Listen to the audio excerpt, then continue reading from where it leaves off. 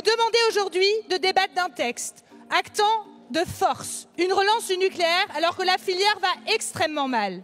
Les piscines de déchets débordent, les opérateurs du nucléaire sont fragilisés par des déboires industriels en cascade, en France comme à l'étranger. Nos centrales vieillissent mal. Pour preuve, la moitié du parc était à l'arrêt cet été et de nouvelles fissures ont été retrouvées sur d'autres réacteurs d'une ampleur inégalée.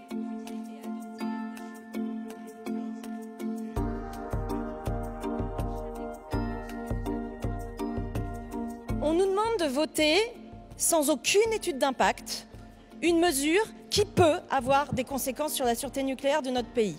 On nous demande de voter à l'inverse des conclusions de tous les travaux parlementaires qui ont été faits depuis 10 ans. Ça vous étonne pas quand même que le président et la rapporteure d'une commission d'enquête sur la sûreté nucléaire, qui sont membres de la majorité et qui sont plutôt considérés comme des gens modérés, vous disent que c'est une folie de nous balancer ça comme ça, à l'inverse de tous les travaux que nous avons faits.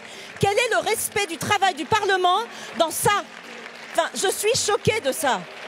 Et je ne laisserai personne laisser croire qu'il y a un changement d'une ligne de nos procédures de sûreté nucléaire. Car c'est ça le point essentiel. Notre sujet, c'est d'être plus fort sur la sûreté nucléaire. Au fond, l'autorité administrative indépendante sort renforcée face au pouvoir politique.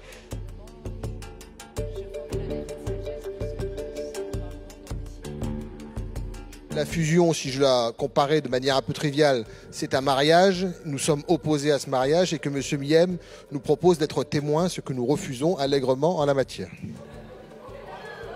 L'amendement est adopté.